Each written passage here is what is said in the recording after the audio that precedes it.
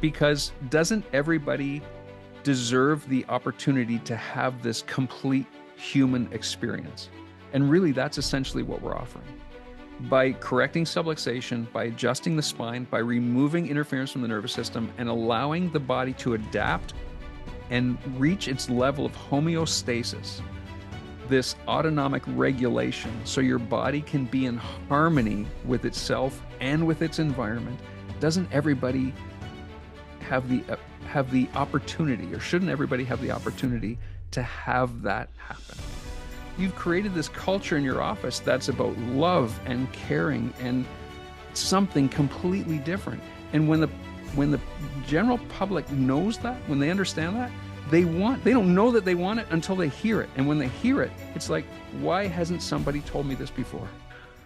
All right, this morning, here's what I want to do this morning. For our C4 call today, I want to talk a little bit about mindset. And this was triggered by a couple of conversations that I've had recently with some people, some of which are our clients, unfortunately not on this line, and some of which are other clients. And one thing I'm very grateful for is I get a chance to talk to a lot of different chiropractors in different stages of practice with different practice niches. You know, with us marketing that we're doing for people, we've had so many people come and want some help. And I believe I was explained to Brian, we've turned more people away because the reason being they just don't have the proper systems in place in their office. So there's no point in marketing and bringing people into a broken system. For first of all, for two reasons. It's not fair to the patient to bring them into a chiropractic office that's frankly dysfunctional.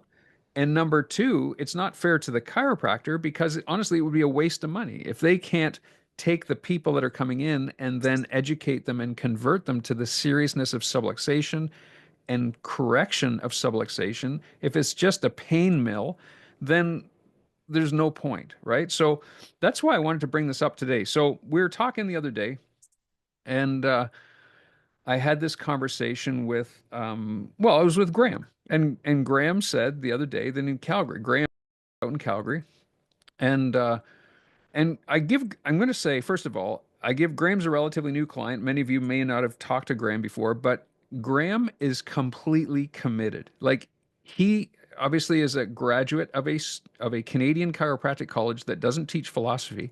I won't mention the name of it, but maybe you can guess or read between the lines. So Graham's a graduate of that college, and he graduated into a very pain therapeutic based model. And he had that model in practice, and he was frankly not fulfilled with his practice. It wasn't growing and it wasn't, wasn't fulfilling for him. So he wants to change. But I give Graham credit because he is extremely coachable. He's very coachable. He wants direction. He's willing to do it. He takes ideas. He does his homework. So I give him tremendous, and he's going to have great success. And I can already tell because he's already putting things in place. Even if they were against his belief patterns or what he's been taught, he's willing to put that aside and say, I want to be open-minded. And frankly, I'm grateful for the trust that he's shown in our group to be able to say, okay, like clearly this is working. We've got a lot of people who are crushing it as far as practice, serving people, getting great results, seeing a lot of people building a great practice, having a great income, all these things. And he wants that. So he's willing to do whatever it takes. But he said to me the other day, he goes, it's been a really slow February. And I said, oh, why? I said, why is that? He goes, well, and he was away. He had a holiday and this and that. So he said they didn't take any new patients the week before the holiday. And the other thing is that he said it was really cold out in Calgary. So I said, really? I said, so does that kind of slow things down? He goes, oh yeah. He goes, people just don't want to come out. I said, so here's I want you to kind of think about this scenario. And this is for all of you guys.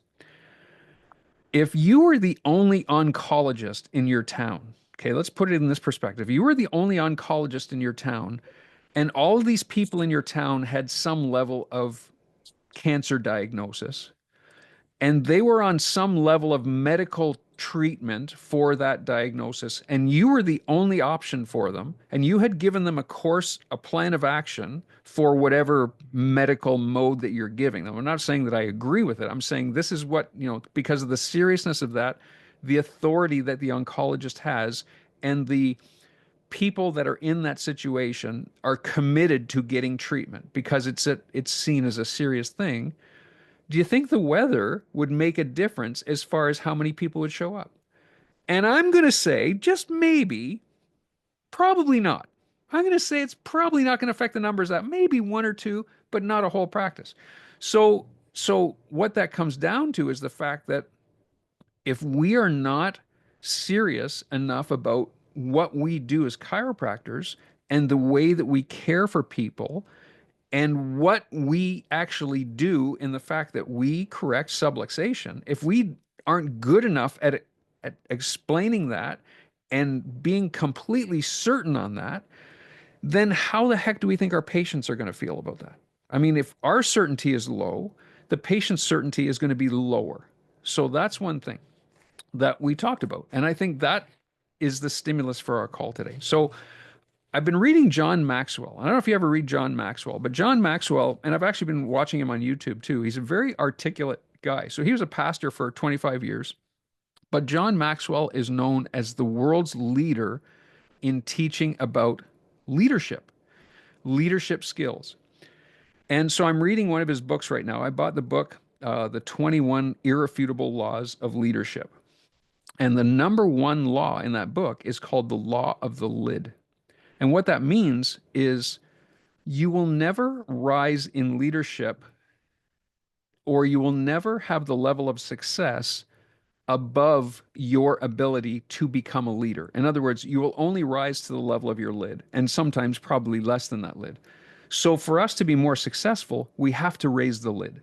Okay. So that's what we're going to talk about today is raising the lid, raising our level of influence. Okay. So I made some notes here and I just like to go through these. So, and here's the thing is that I look at this mindset issue as a similarity of subluxation. If subluxation is a creation of interference on the nervous system, and let's start by saying this. Let's really define in our minds what subluxation is. And really it's not a local thing, it's not a bone out of place, it's not a kink in the back, it's not a misalignment of the spine. It is a neurological event.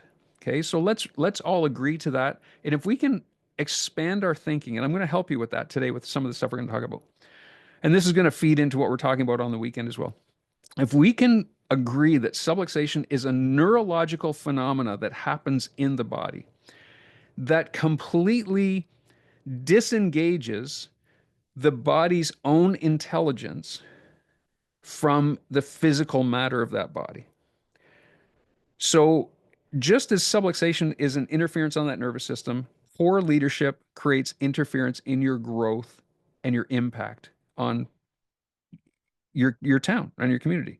So your ability to communicate and lead your patients determines your level of practice. And I would even venture to say that those people, those chiropractors that have built big successful practices have a very high level of certainty. So there's a proportional effect, okay?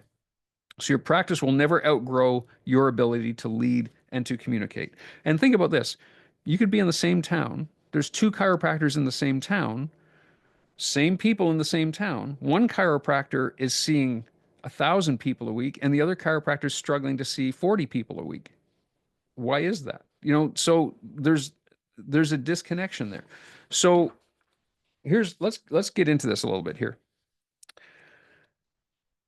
So let's talk a little bit about subluxation's devastating effects on the nervous system. So really, as we said, if subluxation is a neurological event, and we look at the spine to say, okay, the alignment of the spine is 100% affecting that body's ability or that nervous system's ability to be fully functioning.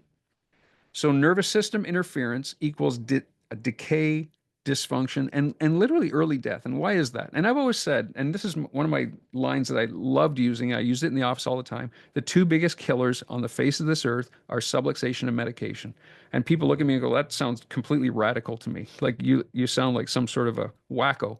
Well, but when you put it in perspective and say, what do those two things do if both subluxation and medication disconnect the body's own innate will from what it really wants to do. So the body has an ability to adapt to its environment in whatever way. The body's very adaptable, but it has to adapt neurologically through our senses, through the changes that happen neurologically, through the reaction in the brain, and then the efferent messages that come out. Our body is constantly adapting to our environment. Subluxation stops that adaptation, and medication stops that adaptation. So we have this dis-ease, this lack of adaptation, this lack of homeostasis, and that literally leads to decay, dysfunction, early death. So as a leader, what do we need to do? We need to basically take that to a level of absolute certainty of what we're really trying to help people to understand. So let's talk a little bit about table talk. So first of all, table talk. And I'm gonna challenge you guys a little bit today.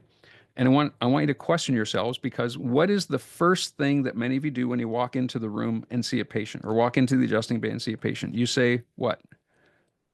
How are you? And we all do it.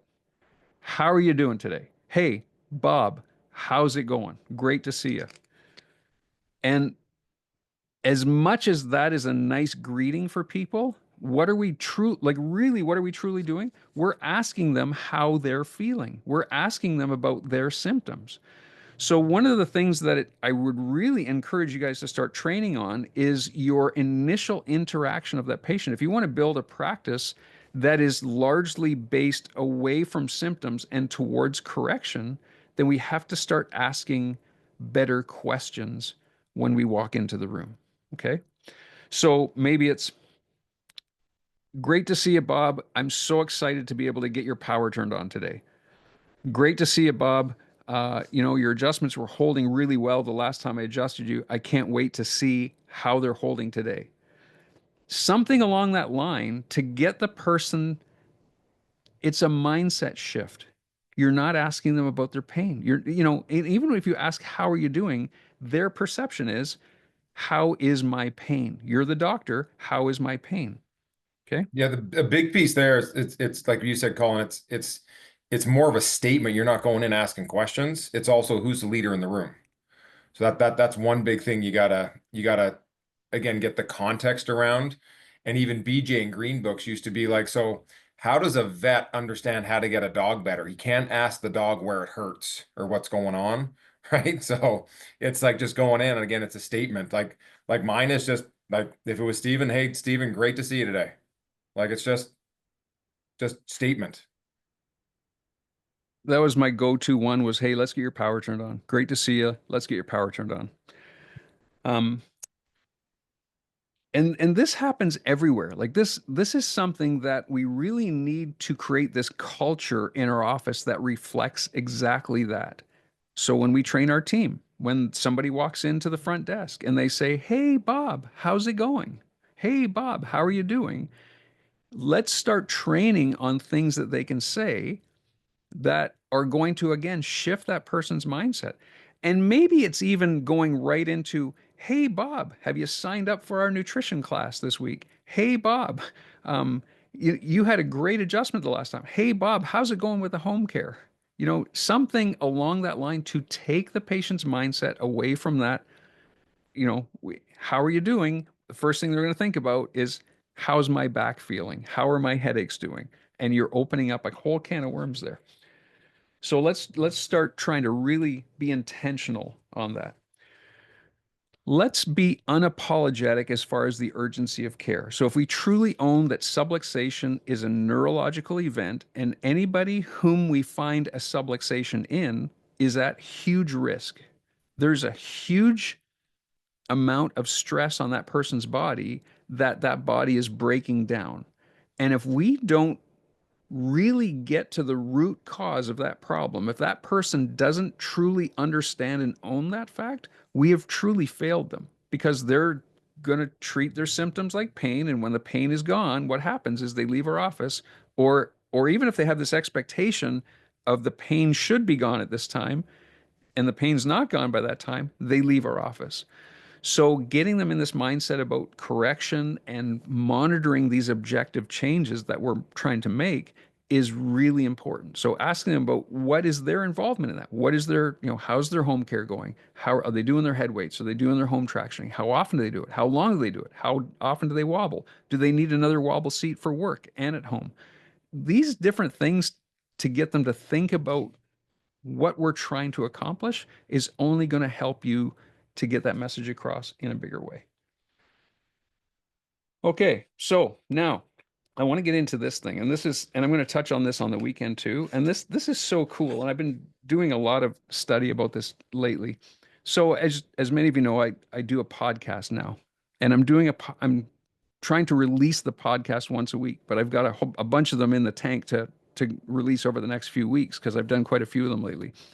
So, and it really spurred me on when I did the podcast with David Fletcher. For those of you who don't know David, I've known him for a long time, but he is now the CEO of CLA, which makes the Insight technology, which is the nerve scan essentially. So, what was really cool in our conversation, and he got me thinking about just different things. And he took this over from Christopher Kent and Patrick Gentempo, who initiated that company. But it's all about relating the body's interaction between subluxation and neurology. So it's a tool to measure the neurological effects of subluxation. And we're talking about just the different parts of the tool. Now, when I had an Insight machine in my office, we only used the autonomic scan, like the thermal scan, because it was the best tool for us to be efficient and explain chiropractic in the way that we wanted to explain it. That's all we used. We didn't use HRV and we didn't use the EMG. In fact, our machine was so old we didn't have HRV, but now they have HRV. But now that I really didn't know a lot about HRV, I'm starting to look into it. So, and for those of you guys who, yeah, and most of you probably already know, so, but I'm going to just say there's a lot more to this than on the surface. When you start looking at HRV is heart rate variability. If you have a low HRV, typically what happens is and you look at the Mayo Clinic and WebMD, so some two of the biggest medical websites on the internet will talk about a low HRV, so low heart rate variability. In other words, a low ability to adapt. So HRV is really a measure of autonomic function, autonomic nervous system function. So a low ability to adapt, a low HRV, more people have diabetes, immune disorders, they have higher heart risk, like heart disease risk, heart attacks, and higher cancer risk. I said diabetic.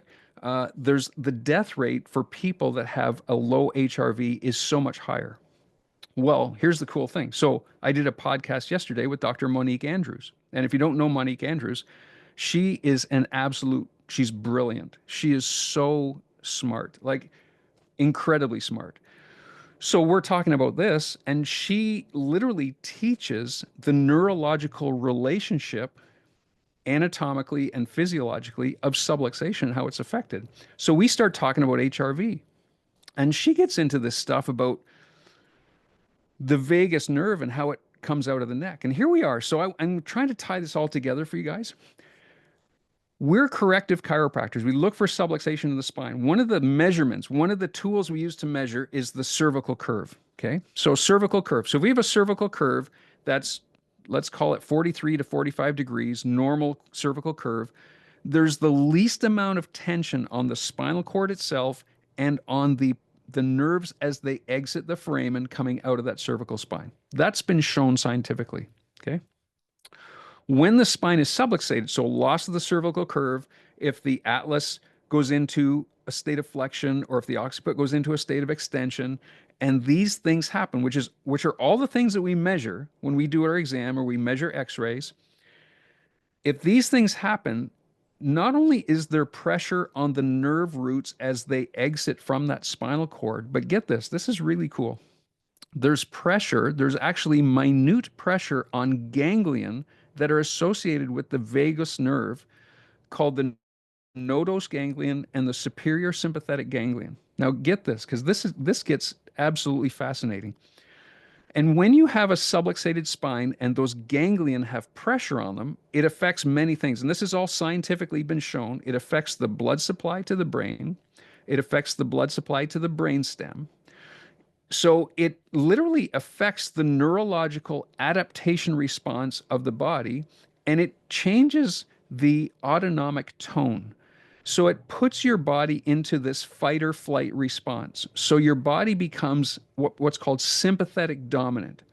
And anybody who's sympathetic dominant will therefore have a much lower heart rate variability because they're in this constant state of fight or flight response.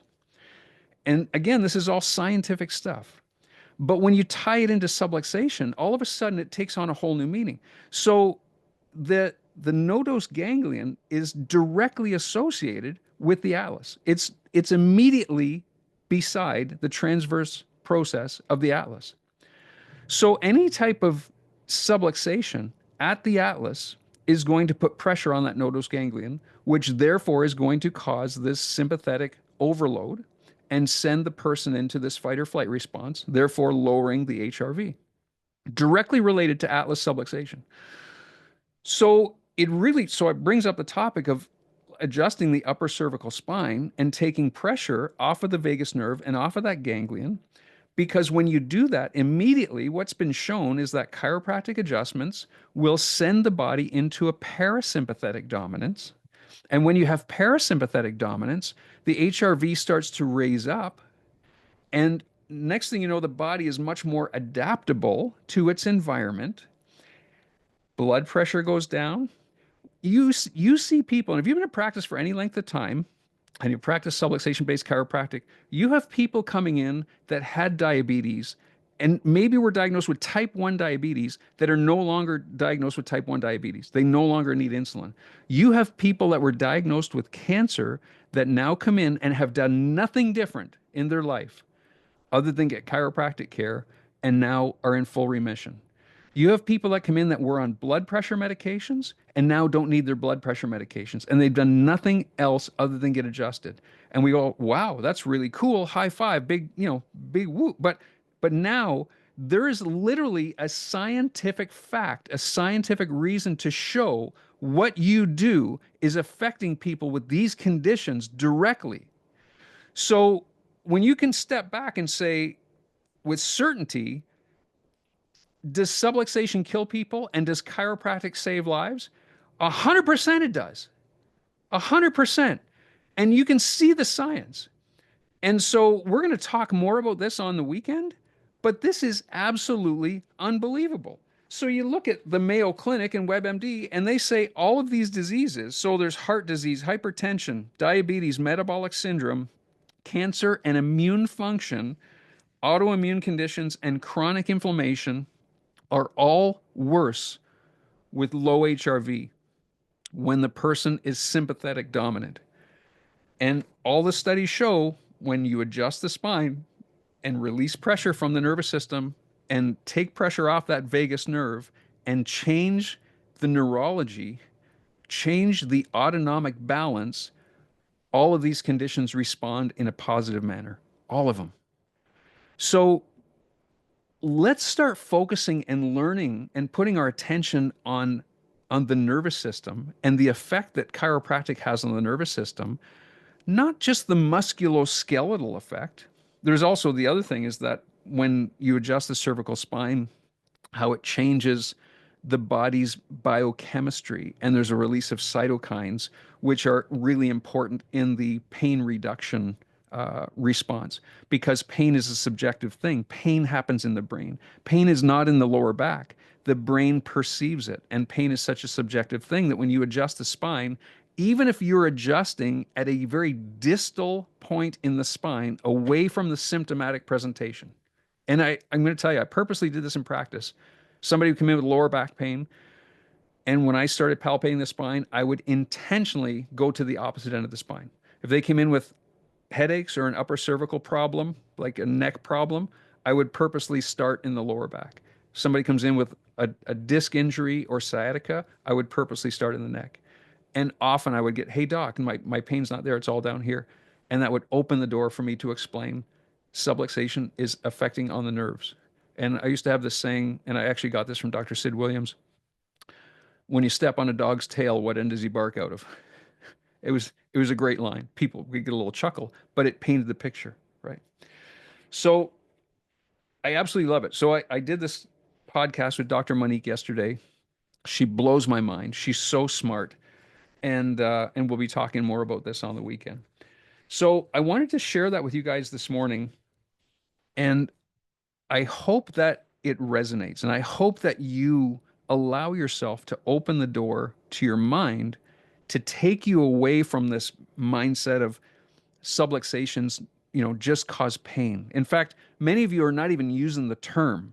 You're seeing people on a pain based, like if we classify ourselves, if we group ourselves into the physiotherapists and the massage therapists and the medical doctors and the naturopaths and everybody that treats pain, we're going to lose.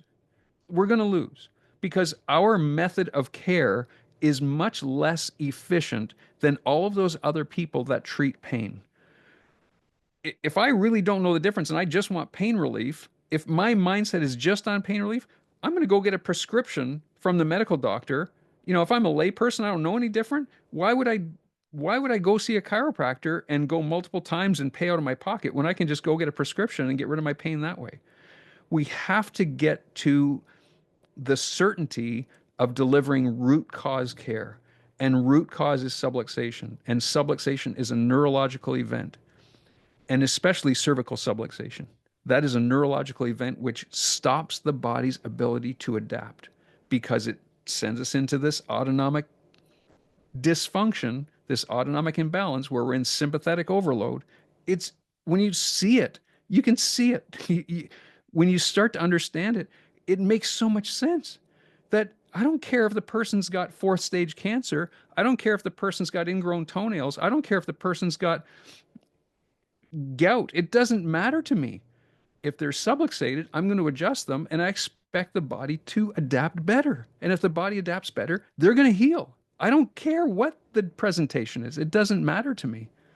So let's be slayers of subluxation. Let's take our practice to the next level by being certain about that and knowing what we're delivering at a much higher level, and then having the tools and the systems in place to assess that and training our team to help them to understand that. This is what we do here. We're not treaters of pain. We are slayers of subluxation. If we can slay subluxation and people understand that, all of a sudden, then they know where to come long after the pain's gone. You've created this culture in your office that's about love and caring and something completely different. And when the general public knows that, when they understand that, they don't know that they want it until they hear it. And when they hear it, it's like, why hasn't somebody told me this before? Where have you been all my life? Why didn't my medical doctor tell me about this? Well, guess what? Nobody knows it as well as we do as chiropractors. In fact, a very small percentage of our profession know that. So start immersing yourself in that type of stuff. A video you sent, Colin, I don't know, a week or 2 weeks ago, that Reggie Gold video on the letter N, I thought was a great way to explain it. I've used it with my team because it's really helped them to understand. And Reggie in that video, go back and look at it. It's 2 weeks ago. It's in our group chat, but it's real simple. He talks about like chiropractic has nothing to do with back pain, neck pain, arthritis. It's about human performance, your body's ability to perform, to adapt to a situation, to adapt to an environment, and that's all controlled by your body chemistry. And that chemistry is all controlled by glands, and the glands in your body are under direct control of your central nervous system, and that's protected by bone.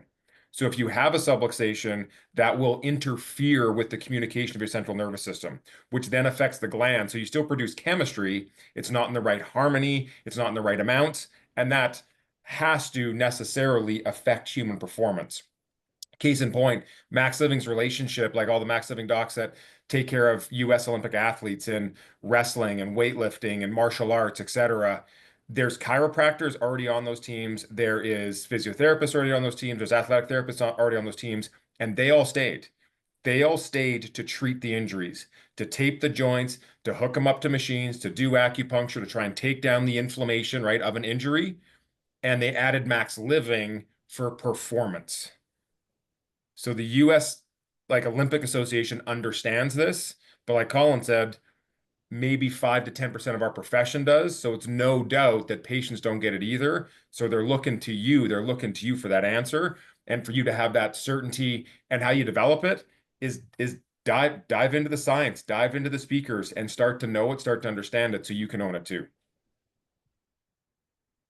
So Dr. Monique said yesterday, she said, wouldn't it be great if every chiropractor could understand this by the time they got out of school? Like, wouldn't this be what would happen to our profession if everybody understood this concept when they got out of school?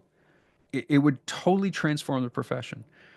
And wouldn't it be wonderful if every chiropractor knew that and then could clearly and articulately explain that to people when they came into their office? Because doesn't everybody deserve the opportunity to have this complete human experience? And really, that's essentially what we're offering. By correcting subluxation, by adjusting the spine, by removing interference from the nervous system, and allowing the body to adapt and reach its level of homeostasis, this autonomic regulation, so your body can be in harmony with itself and with its environment. Doesn't everybody have the opportunity, or shouldn't everybody have the opportunity to have that happen?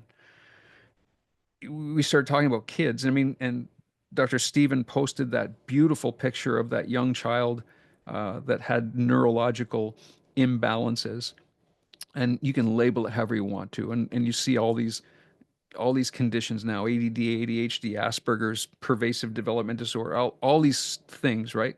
Tourette's, neurological dysfunction. And it all comes down to one thing. It just comes down to the body's inability to adapt to its environment.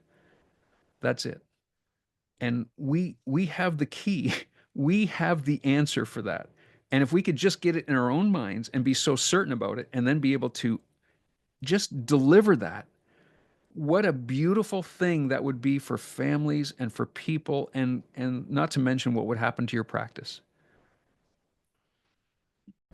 Hey, if you've enjoyed this video, I would ask if you don't mind, go ahead and subscribe and hit a like on there, or leave a comment. We'll respond to all the comments.